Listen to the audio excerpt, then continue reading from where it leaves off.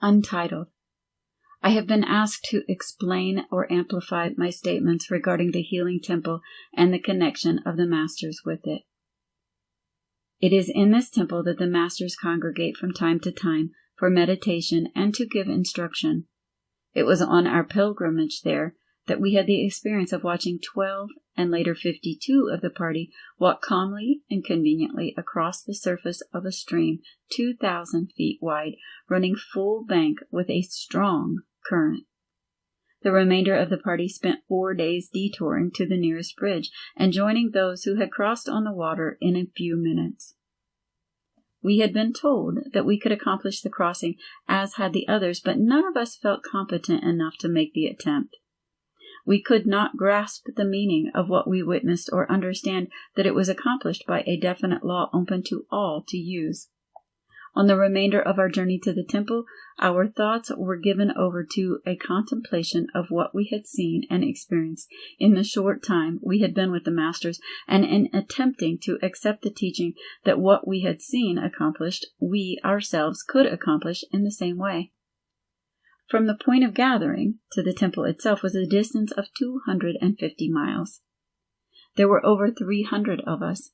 Outside of our immediate group, most of the pilgrims were going in search of healing. Emil was in complete charge, and Jast and Nepro made complete arrangements for our group. It was explained to us that the temple represents the Christ in the individual, and that it is open at all times to everyone for the purpose of healing. It represents the ideal. It was explained further that though the masters could have healed the pilgrims and thus saved them the journey to the temple, it is their custom to encourage the people to go to the temple with them and learn for themselves that within them is the power that is within the masters, that they are the same. We were told that the perfectly harmonious vibrations given out by the temple as the result of its continued use allow nothing of an inharmonious nature to become a part of it. This, we learned, is exactly what takes place in man when he sends forth only harmonious words. We were told that the definite thought condition has been presented so long and definitely in that temple that the whole structure has taken it on, and that unless the thought you attempt to give out is equal to the vibrations of the temple, it cannot be brought forth into words. If your body is responding to a higher influence, a lower vibration may impinge, but it is immediately thrown back. Evidently, that condition exists in that temple. We learned that the temple has gone on under those conditions for at least 800 years.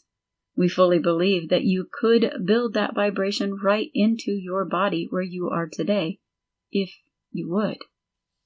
The number and completeness of the healings was a source of wonder to us. There was no form of service or official ceremony in the temple. We learned that the influence of the vibrations brought about the benefits derived. We saw the instant healing of a child's withered body. We saw fingers restored to a hand. The blind, the deaf, and the diseased we saw healed instantly and completely. Everyone who entered the temple went away improved. It was our privilege to keep in contact with some of those who were healed, and in every case the healing was permanent. The work of the masters in connection with the temple and all other healing work is done in such a way as to form the ideal in the minds of those who healed, teaching them that they themselves must do the work instead of looking to any personality to do it for them.